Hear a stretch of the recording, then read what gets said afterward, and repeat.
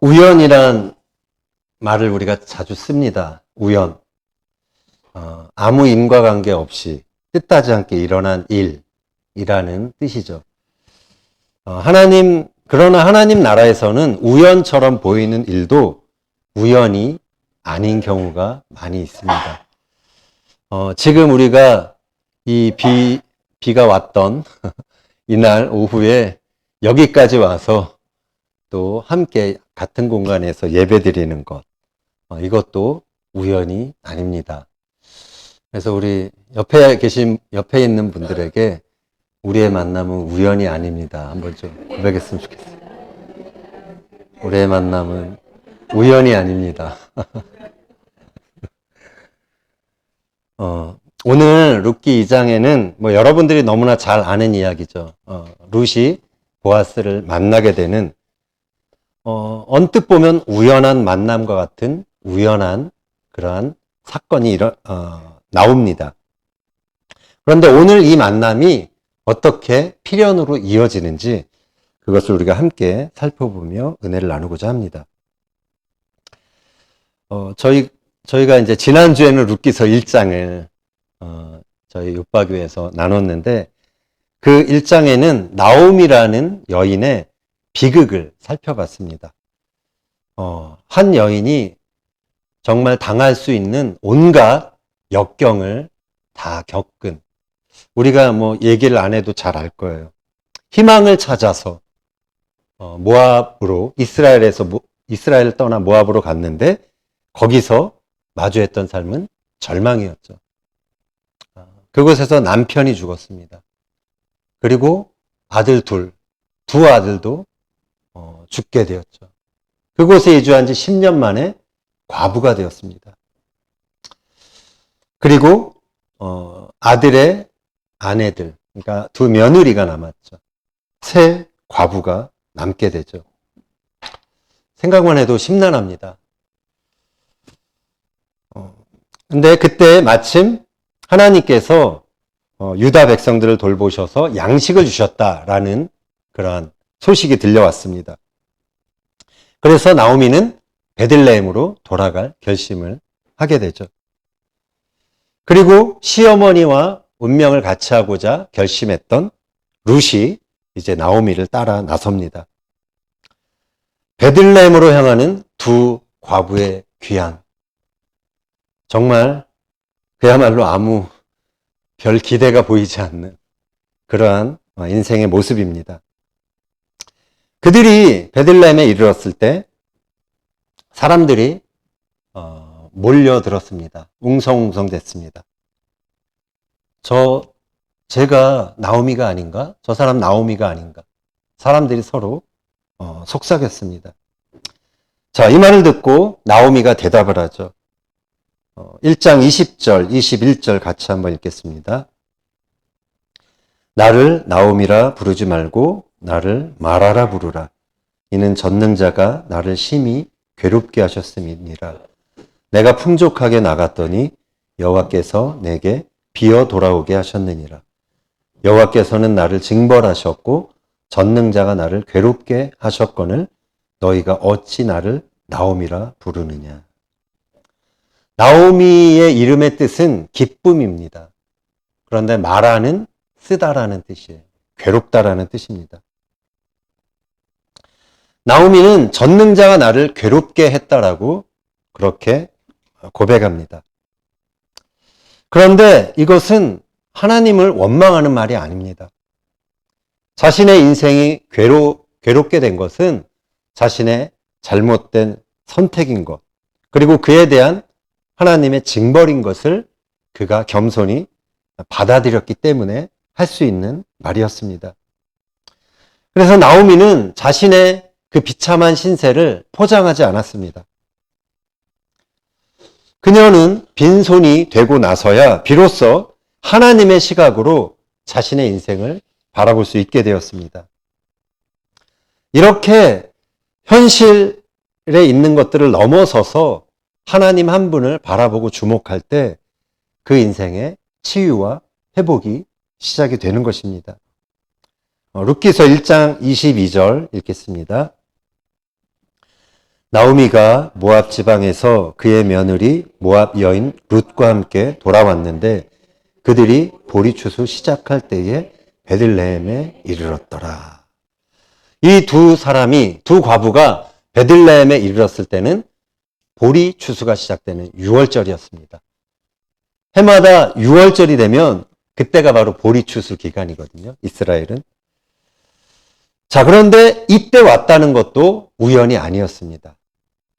6월절은 잘 아는 것처럼 온 이스라엘 백성들에게는 그야말로 구원의 감격과 기쁨이 있었던 절기였습니다. 그리고 흉년이었던 베들레헴에 그 들판에 황금빛 가득한 보리 이삭이 연그렀다라는 것은 그것 또한 뭔가 희망적인 그러한 분위기를 알 수가 있는 것이죠. 그래서 보리추수 시작할 때 베들레헴에 이르렀다라는 사실은 굶주린 두 과부의 인생에도 출애굽의 구원, 하나님의 구원의 역사를 기대할 수 있게 하는 그러한 시기였던 것이죠. 이 상황에서 룻기 저자는 갑자기 나오미의 남편의 친족인 보아스라는 사람을 소개합니다. 룻기서 2장 1절 읽겠습니다. 나오미의 남편 엘리멜렉의 친족으로 유력한 자가 있으니 그의 이름은 보아스더라. 보아스는 그 안에 힘이 있다라는 그런 뜻입니다. 근데 오늘 성경에 보면 유력한 자다라고 보아스를 소개하고 있습니다. 유력한 자가 히브리어로는 이쉬 기뽀르 하일이라는 그런 말인데요. 요즘 말로 하면 어떻게 됩니까? 재력도 있고 성품도 되고 사회적인 어떠한 영향력, 지위까지 겸비한 사람, 그 사람이 바로 이쉬 기뽀르 하일, 유력한 사람이라는 뜻입니다. 자, 그런데 유력한 자라는 말은 시리아 그 역본에 보면은 율법에 있어서 유력한 자다라는 설명어가 붙습니다. 다른 어떤 사회적인 돈이 있어서 또 뭔가 지위가 있어서 유력한 것이 아니라 말씀에 유력한 사람이다라는 그러한 해석, 그러한 번역을 한 성경이 있다라는 것이죠. 그래서 이 성경을 보면 보아스는 하나님의 말씀을 알고 지키는데 유력했던 사람이었던 것입니다. 2장 2절 한번 읽겠습니다. 모압 여인 룻이 나오미에게 이르되 원하건대 내가 밭으로 가서 내가 누구에게 은혜를 입으면 그를 따라서 이삭을 줍겠나이다 하니 나오미가 그에게 이르되 내 따라 갈지어다. 아멘. 자, 룻이 움직이기 시작했습니다. 살기 위해서 뭐라도 해야 했던 것이죠. 그래서 이삭을 줍기 위해서 이제 집을 나서게 됩니다.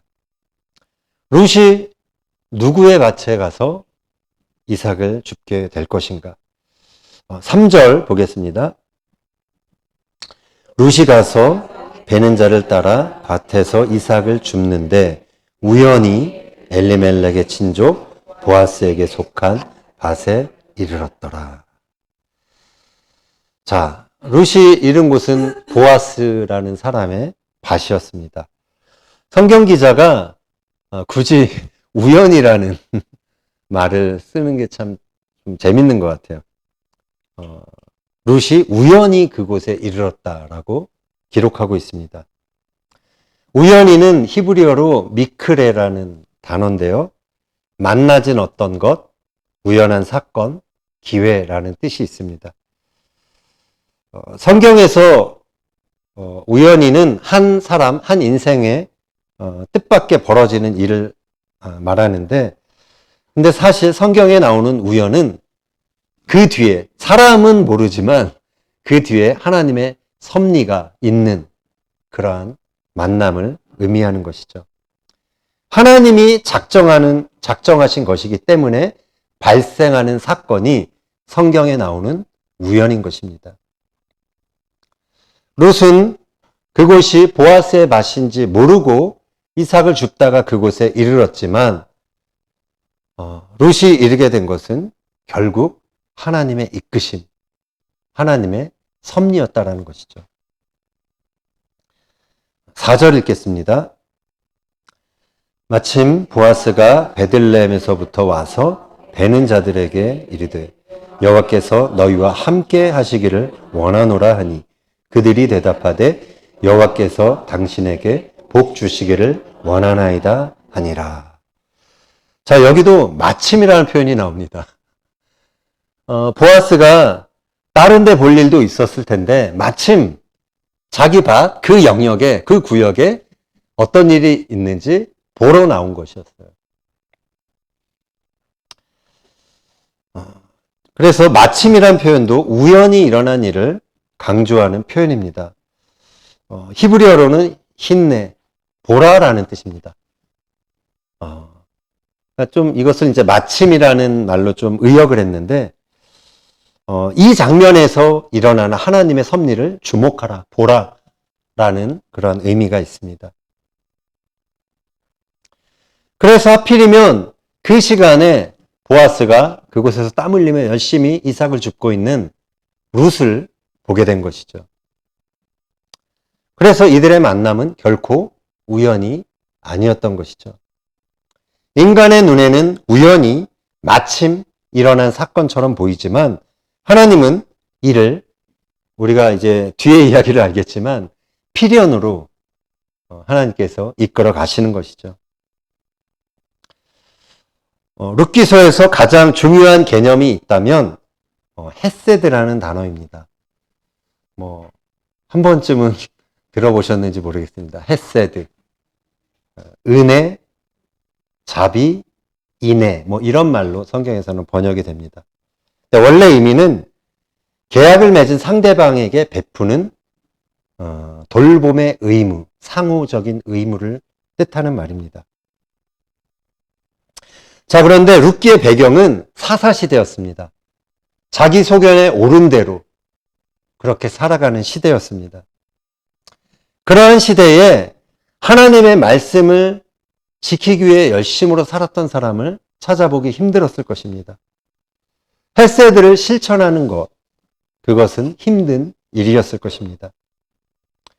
서로를 돌아봐야 할 그런 친족들 사이에서도 이 도움의 의무를 감당하는 사람을 찾기 힘든 시대였던 것이죠. 그러나 하나님의 말씀에 유력했던 보아스는 가난한 자들에 관한 이 율법의 말씀을 알았고, 그래서 그들을 위해서 이삭을 줍게 하는 그러한 일들을 적극적으로 실천하는 모습을 우리가 보게 되는 것이죠. 이에 관련한 이제 계명이 있는데 레위기서 19장 9절 보겠습니다. 너희가 너희 땅에서 곡식을 거둘 때에 너는 반 모퉁이까지 다 거두지 말고 내 떨어진 이삭도 줍지 말며 가난한 사람과 거류민을 위하여 버려두라. 나는 너희의 하나님 여호와이니라. 아멘. 이삭을 그냥 다 줍지 말고 그냥 흘리라는 거죠. 남겨두라는 거. 다른 사람이 가져갈 수 있도록. 샤밧, 그러니까 이스라엘에 가면은 샤밧을 지금도 잘 지키거든요. 정통 유대인들은 철저히 지킵니다. 그래서 샤밧이 시작되는 금요일 오후 3시 정도 되면 이제 그 마하네 예후다라고 큰 시장이 있어요. 거기서도 이제 빨리 가게 문 닫고 들어가라고 두부종을 막 이렇게 치면서 이 털모자 쓴 정통 유대인들이 막 돌아다녀요. 그리고 상점들은 문을 닫으면서 그 한켠에 그 과일이나 아니면 팔다 남은 빵 같은 거, 그것을 그냥 놔둡니다. 사람들이 가져가도록. 저기 희진자매도 있는데 우리 이스라엘 청년부에서 이스라엘 일기팀이 왔을 때 샤밧의 풍경을 보고 싶다고 어딜 가면 볼 수 있을까요? 그래가지고 그 두부종 치는 그 시간에 한번 시장을 가자. 그래서 갔거든요. 가서 이제 점심 먹고 대기하고 있었어요. 3시가 되니까 나름 막 이제 가게 문도 닫고 막 그러더라고요. 그리고 가게 한켠에 검은 봉지 안에 이렇게 빵이나 무슨 야채 같은 걸 담아놨더라고요. 그래서 제가 한 형제한테 저거다. 저거 이제 남겨놓은 거다 해가지고 이렇게 얘기를 해서 그 형제가 그것을 가지러 갔는데 그 자기가 챙겨놓은 거라고 안 된다고 그러더라고요. 그래서 그때 샤밧의 풍경 같은 풍경을 못 보고 온 게 좀 아쉬운 그런 추억이 있었습니다.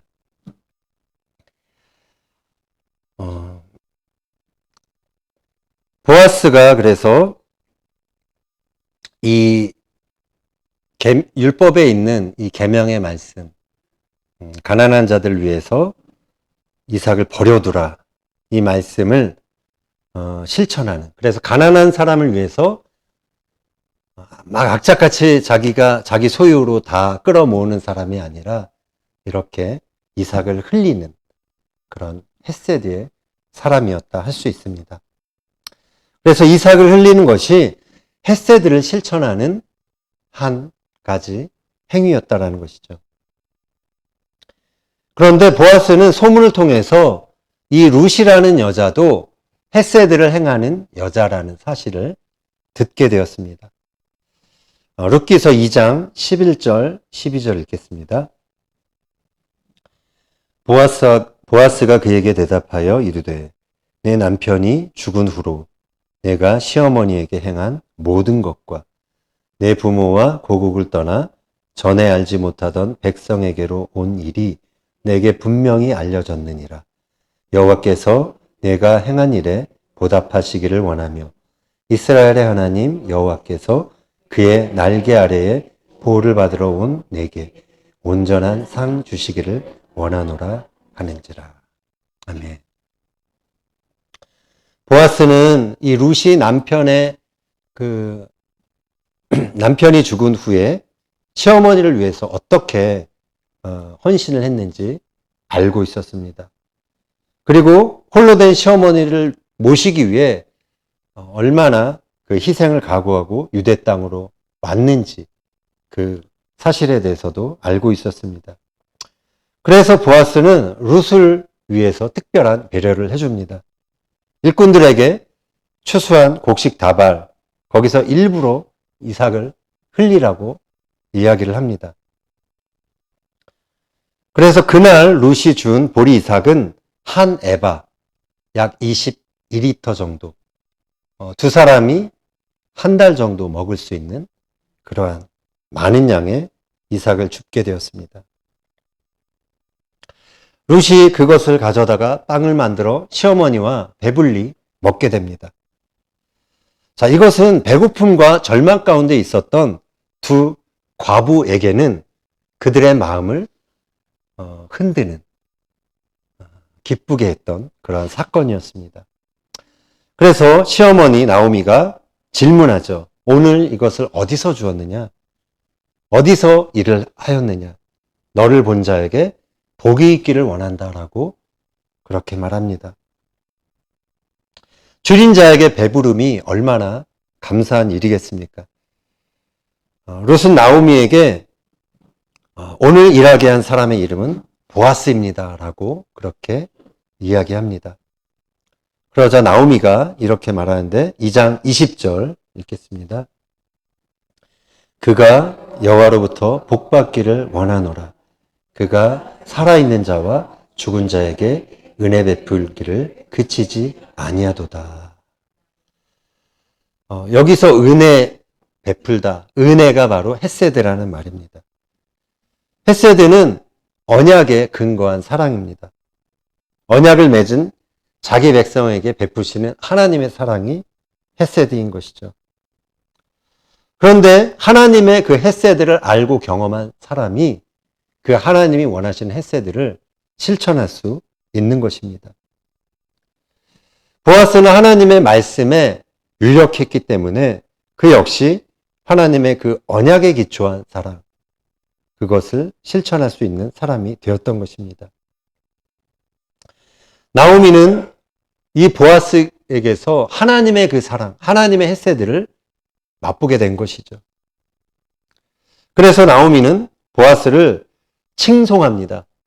살아있는 자와 죽은 자에게 은혜 베풀기를 그치지 아니하는 자다. 한 사람이 받을 수 있는 참 대단한 칭송이죠. 은혜 베풀기를 그치지 아니하는 자. 이것이 헤세드의 사람이라는 것입니다. 룻이 시어머니에게 베푼 사랑도 바로 헤세드였습니다. 하나님께서는 이 땅에서 베풀어지고 있는 그 헤세드의 현장을 주목하십니다. 그래서 그 헤세드를 베푸는 사람에게 하나님이 예비하신 헤세드를 베풀어 주십니다. 하나님은 룻이 우연히 보아스의 밭에 이르러서 이삭을 줍게 하셨고, 마침 그 보아스가 그의 밭에 와서 룻을 보게 하셨습니다. 결국 헤세드의 사람 보아스를 통해서 룻과 나오미의 삶에 하나님의 헤세드가 허락되도록 하신 것입니다. 하나님의 헤세드를 경험한 나오미의 삶에는 하나님이 나를 버리시지 않았구나, 나를 돌보시는구나 라는 위로와 그 믿음과 함께 그 마음에 치유가 일어나게 되는 것이죠. 우리가 우리의 삶에서 연약해져 있는 사람, 또 어려워진 사람, 그런 사람들에게 베푸는 작은 헤세드, 그것이 받는 사람 입장에서는 그 인생을 다시 일어나게 하고 그 인생을 희망을 갖게 하는, 치유하고 회복하는 그러한 역할을 하게 된다는 것입니다. 제가 1년 만에 이제 여기 와서 예배를 드리는데, 지난 한 해도 물론 전쟁이 있었고 이스라엘은 너무나 많은 다른 어떤 때보다도 정말 많은 일들이 있었어요. 감정적으로나 상황적으로. 그래서 어떻게 이런 일이 있을 수 있었을까 하는 그런 시간들을 지나왔습니다. 전쟁 때문에 비행기 노선이 막히고 사람들이 오지 않고 그래서 청년들도 왔다가 다시 고국으로 돌아가고 한 학기 이상 또 학교가 휴학을 하고, 그래서 저희 교회도 좀 다른 때보다는 조용하게 그 연초를 지나갔습니다. 그러나 그 이후에 또 지난 한 해 동안 돌아보면 저희 교회에도 또 특별히 샤bat 디너에 많은 또 청년들이 다녀갔습니다. 오늘 마침 우연이라는 단어가 있었는데, 마침 시간이 돼서 친구 따라 샤bat 디너에 찾아온 친구들도 있었어요. 그리고 메시아닉 그 공동체 예배에 갔다가 우연히 또 저희 교회 청년을 거기서 만나서 따라온 유대인 청년들도 있었습니다. 또 그래서 온 그 유대인 친구가 저희 샤bat 디너에 와서 또 우연히 가까워진 자매가 있었어요. 그리고 또 그 자매가 한국어를 가르치는데, 그 유대인이죠. 유대인에게 한국어를 가르치는데 그 유대인 자매가 또 이 얘기를 듣고, 샤bat 디너가 있다는 얘기를 듣고 또 우연히 마침 시간이 돼서 참여하게 되었습니다. 근데 그 유대인 자매가 그날 저희 한국식으로 이렇게 맛있게 먹고 또 이후에 서로 삶을 나누고 찬양하고 기도하는 시간에 하나님의 임재를 느꼈다고 그러더라고요. 찬양하고 같이 기도하는데 그렇게 표현했어요. 하나님의 임재가 자기가 하나님의 임재를 느꼈다고. 그리고 새벽 1시까지 안 가더라고요. 애기 엄마인데. 두 아이의 엄마인데, 그리고 그래서 저희 아내한테 더 구약의 이사야서 53장 예수님에 대한 예언과 이런 어떤 복음에 관한 이야기를 듣고 그것이 예수 그리스도를 가리킨다라는 것을 알고 그날 예수님을 그래서 영접하게 되었어요. 그래서 우연히 이렇게 한 사람 한 사람이 연결되면서 그 사람의 인생에는 결코 우연이 아닌 예수님을 만나게 되는 필연의 순간들이 이어지는 그러한 통로가 된 것으로 인해서 너무나 감사하는 마음이 있었습니다. 그 샤bat 디너가 그 식사를 함께 나누면서 서로 안에 있는 헤세드를 베풀고 나눌 수 있는 그러한 시간이 되어서 하나님께 감사를 드립니다. 또 서로의 이야기를 들어주고 기도하는 시간을 통해서 예수님을 구주로 영접하고 치유와 회복의 통로가 되었음에 또 하나님께 감사를 드립니다. 우연처럼 만나게 된 만남들이 하나님께서 각자의 구원과 회복을 위해 예비하고 작정하신 그러한 필연의 순간임을 그런 것을 느낄 때마다 너무 감사하고 또 보람을 느끼게 됩니다. 우리는 지금 그러나 사사시대처럼 너도 나도 자기 멋대로, 자기 좋은 대로, 자기 소견에 옳은 대로 살아가는 지극히 개인적인 그러한 세상을 살아가고 있습니다. 자신의 유익이 기준이기 때문에 공동체 안에서 헤세드를 베풀고 또 헌신되고 충성된 그런 관계를 찾아보기가 이전보다 훨씬 더 어려워진 시대가 되었습니다. 그러나 하나님의 나라는 하나님의 말씀에 유력하여 은혜 베풀기를 그치지 않는 헤세드의 사람을 통하여 오늘도 이 땅 위에서 이루어지고 세워져 나가는 것입니다. 하나님은 지금도 하나님 나라를 위하여 하나님 나라의 가치를 묵묵히 실천하는 헤세드의 사람을 찾고 계십니다.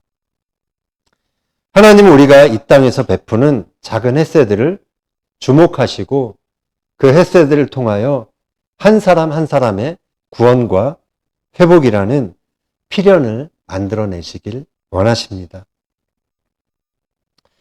그래서 여러분을 통해서 하나님이 작정하신 많은 우연과 같은 필연들이 이루어지게 되길, 일어나게 되기를 예수님의 이름으로 축원합니다.